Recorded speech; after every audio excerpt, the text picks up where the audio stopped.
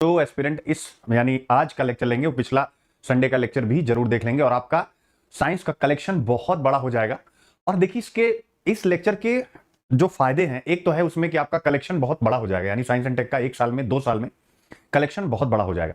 लेकिन उसके साथ साथ एक बहुत बड़ा फायदा ये होगा कि आपका माइंडसेट भी साइंस को पढ़ने के प्रति अच्छा हो जाएगा। होगा कि नहीं होगा?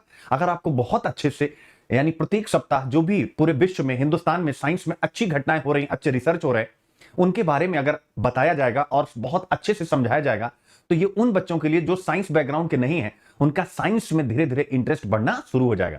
हिस्ट्री आपको आती है, ज्योग्राफी आपको आती है, एनवायरमेंट आपको आता है, पॉलिटी आपको आता है, अगर साइंस भी आ गया तो इसका मतलब अगला प्रीलिम्स आपका है।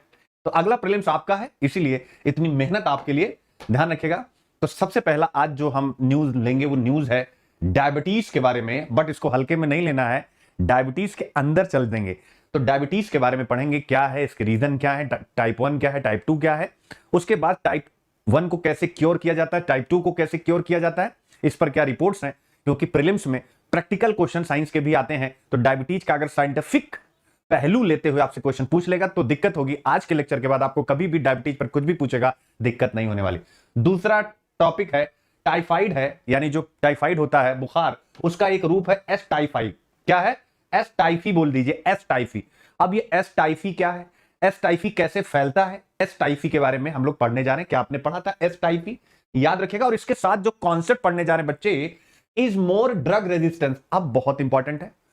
मेंस, मैंने कहा था मैं इस लेक्चर में मेंस का जिक्र भी नहीं करूंगा, ठीक है, क्योंकि ये मैं प्रीलिम्स को ओरिएंट करके ही चल रहा हूं, क्योंकि साइंस टेक में प्रीलिम्स में आप लोगों को दिक्कत है। लेकिन अब यहां पर अपने आप में आ रहा है 2016 या 17 का, एक बार आप जा करके प्रीवियस ईयर क्वेश्चन चेक करिएगा। मेंस में क्वेश्चन आया हुआ जिसका नाम है एंटी माइक्रोबियल रेजिस्टेंस। अगर आपने पढ़ा हो AMR, क्या है? एंटी माइक्रोबियल रेजिस्टेंस, यानी कुछ ऐसे बैक्टीरिया, ऐसे वायरस, ऐसे फंगी, ऐसे पैरासाइट्स यानी परजीवी, यानी जीवाणु, विषाणु, वायरस, ठीक है ना, और उसके साथ साथ कवक और परजीवी, ये क्या करते हैं, जो दवाएं इनके खिलाफ इस्तेमाल की जाती हैं, वह यानी ये परजीवी, ये वायरस, ये बैक्टीरिया जिन दवाओं से मारे जाते हैं, उन दवाओं के खिलाफ ही यह प्रतिरोध विकसित कर लेते हैं, यानी उन दवाओं का लॉन्ग टर्म में इन पर सफल उपयोग नहीं होता है। तो हम वही पढ़ने जा रहे हैं, एंटी माइक्रोबियल रेजिस्टेंस, यानी टाइफाइड एस टाइफी है, यह बहुत ज्यादा ड्रग रेजिस्टेंस है, यानी इसको मारने के लिए जिन दवाओं का इस्तेमाल किया जाता है, जिन एंटीबायोटिक्स का इस्तेमाल किया जाता है, ये इनके अगेंस्ट ही प्रतिरोध डेवलप कर लेते हैं, यानी उन दवाओं का असर नहीं होता है। तो दूसरी न्यूज ये हो गई। ये भी बताते चलिएगा सरल लग रहा है कि नहीं लग रहा है। इस यानी जब मैं हिंदू एडिटोरियल कराता हूं तो आप लोगों से क्या पूछा जाता है, 100% समझ में आएगा नहीं, यहां पर वो नहीं पूछा जाएगा, यहां पूछा जाएगा सरल लग रहा है कि नहीं।